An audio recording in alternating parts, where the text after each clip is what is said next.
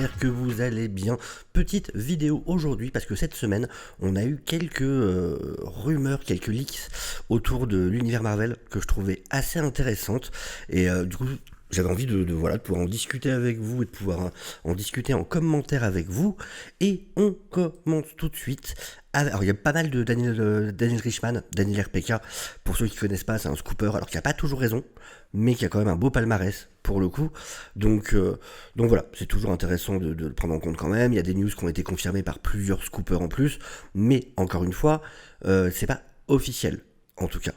Mais du coup, déjà, on apprend que Spider-Man 4 aurait une date du coup pour sa production, et ça serait en 2024.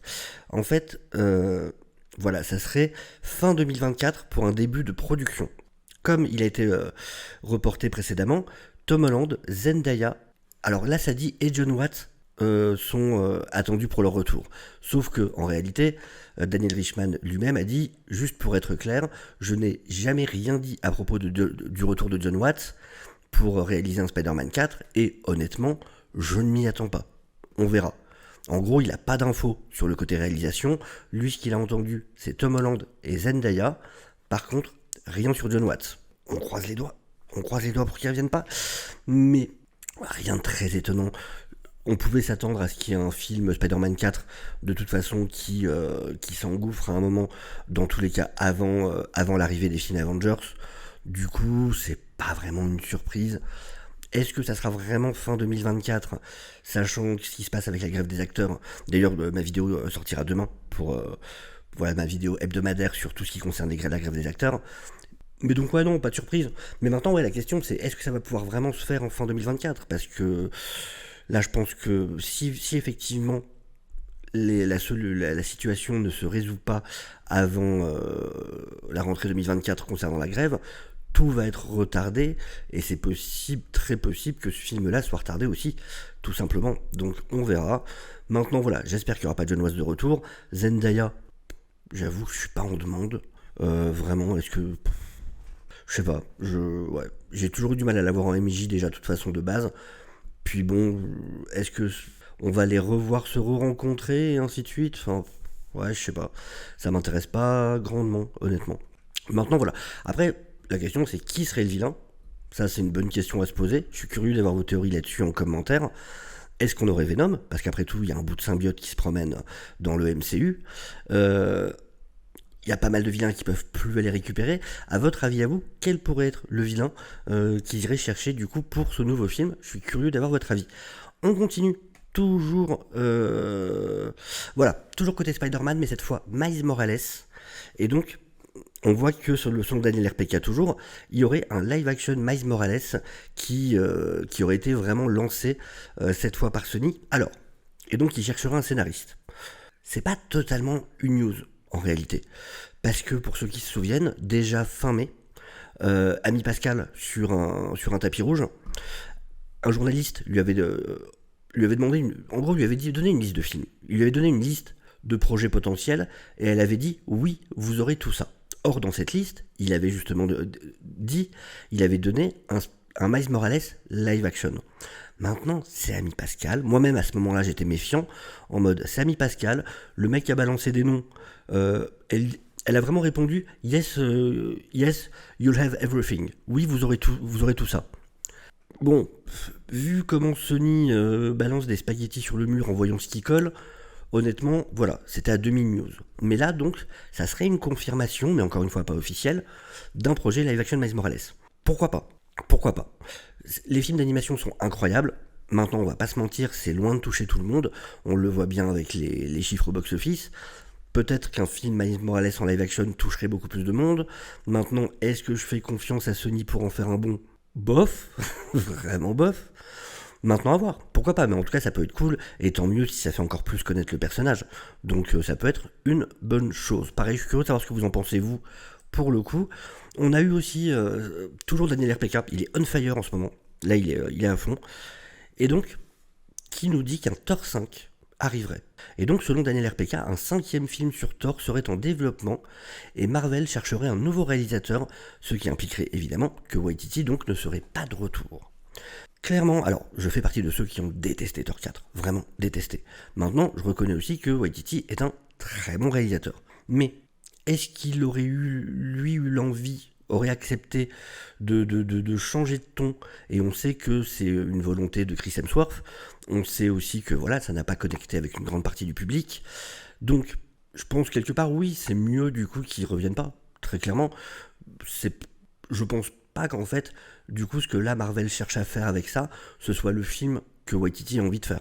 Donc, et moi, il est hors de question que je me retape un Thor 4, vraiment, un Thor 4 bis, je pourrais pas, je ne tiendrai pas, vraiment, nerveusement, je vais craquer, je vais me mettre à me rouler par terre dans la salle, c'est pas possible, je vais partir en courant, en hurlant, ou je sais pas, je vais lancer un peu mon paquet popcorn sur l'écran, enfin, non, non, vraiment, je peux pas en supporter un plus, mais si je revois ces chèvres, je pète un plomb. Mais bon, du coup, à voir. Si vraiment il y a un changement de ton et si effectivement on a un Thor un peu moins débile voilà qu'on retrouve un peu le Thor d'Infinity War, celui que tout le monde a adoré, celui qui pétait la classe, ça serait quand même incroyable. C'est ça qu'on veut voir. Pour beaucoup, alors je sais qu'il y en a qui ont aimé Thor 4, il y a des gens qui aiment tout, enfin je veux dire qui chaque chose trouve des gens qui ont aimé, mais non, vraiment, ouais, il faut changer. Donc voilà, Waititi, pour moi, reste un très bon réal. Effectivement, il n'a pas eu de chance sur 2 films d'affilée, là, avec Thor 4 et avec son film, je sais plus le titre, là, sur l'équipe de football en Nouvelle-Zélande, qui a pas eu de bonne critique non plus et qui a pas fait d'entrée. Je lui souhaite de se relever, c'est quelqu'un d'extrêmement doué, je me fais pas trop de soucis pour lui. On continue avec Daniel Richman, qui à un moment m'avait dit quelqu'un qui était le casting parfait pour un certain... Alors là, on rentre dans un truc, par contre, qui est du spoiler pour ce qui... Alors, c'est pas officiel, hein, pareil, donc voilà. Mais n'empêche que ça peut être du spoiler pour une post-crédit de The Marvels. Voilà, je vous le dis, ça peut être du spoiler pour une post-crédit de The Marvels. Donc si vous voulez rien savoir par rapport à ça, c'est le moment de quitter la vidéo. Et je vous remercie d'avoir regardé, n'hésitez pas à vous abonner, abonnez-vous, ça fait toujours plaisir, n'hésitez pas à la liker, à la partager, tout ça, mais voilà, je vous préviens, ça va être du leak sur The Marvels. Mais donc, Richman avait dit quelqu'un qui était un casting parfait pour un certain rôle, et qui n'a jamais eu la chance qu'on lui fasse justice, parce qu'il a été gâché sur un mauvais film, et de retour. Donc, cet acteur qui était le parfait casting pour un rôle, qui a été utilisé dans un mauvais film, serait de retour. Et à ce moment-là, il dit, c'est tout ce que je vais dire.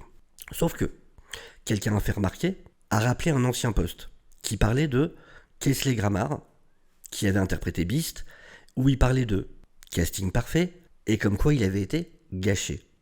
Et du coup, effectivement, il y a cette rumeur alors, Kingsley Grammer, donc, ouais, qui jouait Beast, le fauve, en français, et il semblerait qu'il apparaîtrait dans une scène post-crédit de The Marvels. Ce qui, pour le coup, serait pas déconnant pour plusieurs raisons.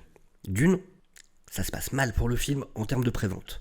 Et ça, le Marvel et Kevin Feige le sentent depuis un moment, c'est confirmé maintenant avec les préventes. On peut le voir d'ailleurs sur cet article, où justement, c'est les pires préventes de tout le post-Covid. En termes de tickets aux États-Unis. Et on voit, voilà, c'est Box Office Insider Luis Fernando qui dit qu'en fait, les préventes sont les plus faibles de tout film du MCU après le Covid. Ce qui montre donc, ce qui suggère un manque d'intérêt du grand public pour ce film. Et donc, en gros, là, les projections, c'est que ça fasse la moitié de ce qu'il avait fait, même moins, la moitié ou moins de ce qu'il avait fait, de ce qu'avait fait le premier volet. Mais donc, pourquoi c'est pas déconnant d'avoir le retour de Beast, donc il y a déjà ça. Le fait, du coup, de créer de l'intérêt en amenant des caméos, ce qui est une technique qu'ils utilisent souvent, surtout chez Marvel. En plus, il y a le fait, on sait que il y a eu cette prise de conscience du côté de Marvel Studios, justement, du désintérêt grandissant de la part du public et des problèmes voilà, de réception de leurs films. Et donc, forcément, on commence à avoir des changements. Or, ce film-là, qui était déjà en partie en production, mais c'est quelque chose que fait très souvent Marvel, de revenir faire des reshoots, changer des choses, qui est justement un des problèmes où justement la plupart des décisions se font en post-production. Et un des gros problèmes, c'était que le public ne sente pas que cette phase soit connectée. Contrairement aux premières phases qui ont mené jusqu'à Endgame avec cette histoire de Thanos, etc. Alors, que ce soit vrai ou pas, que ce soit légitime ou pas, après vous pouvez en penser ce que vous voulez, mais je parle vraiment de sentiment général, en tout cas de ce qui en ressort. Et Kevin Feige s'est plusieurs fois exprimé sur le fait que voilà, qu'effectivement, les gens attendaient que ce soit plus connecté et qu'ils verraient que ça allait l'être de plus en plus. Or, vu ce qu'on sait de ce qui est prévu pour Deadpool 3, le fait d'amener un mutant de l'ère Fox maintenant fait totalement sens et lirait du coup les films entre eux. D'autant plus... Alors, attention, là ça va être un spoiler pour la fin du film de Marvel. Je vous le dis, là ça va être un gros spoiler pour quelque chose, un des éléments qui devrait être à la fin du film Marvel, qu'on connaît depuis très longtemps. J'avais fait une vidéo il y a très longtemps, avant même qu'il y ait des trailers ou quoi que ce soit, pour The Marvels, où j'en avais déjà parlé à l'époque. Donc, ça, il y a vraiment des grandes chances. Pour le coup, parce que le scénar avait leaké depuis longtemps. Donc voilà, c'est un élément, mais c'est important. On sait que normalement, je vais même pas préciser lequel, mais un des personnages du film devrait se retrouver bloqué dans un autre univers, à cause du portail qu'on peut voir d'ailleurs dans les trailers. Et donc, un des personnages, à la fin, se retrouverait bloqué de l'autre côté. Et du coup, effectivement, ça ferait sens qu'elle puisse tomber sur quelqu'un, d'autant plus le fauve, étant donné que c'est un scientifique, donc il pourrait être là en train d'étudier justement cette anomalie. Du coup, ça sent. Maintenant, la question que je me pose, c'est est-ce que c'est une grosse hype d'avoir le fauve de X-Men 3, le pire de tous, The Last Stand? Est-ce que c'est ça?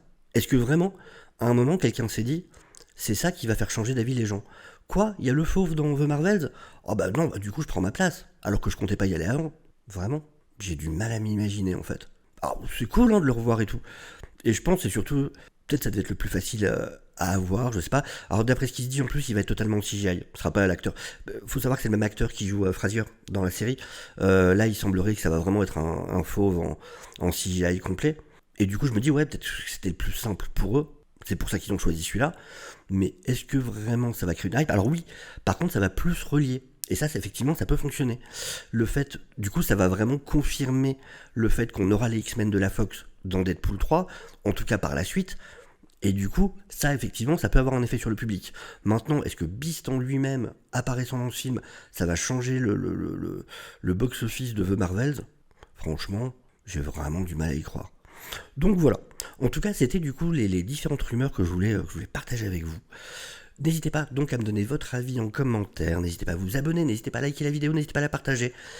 Et j'espère que ça vous aura intéressé. Et sur ce, je vous souhaite une excellente journée et je vous dis à très bientôt. Ciao ciao.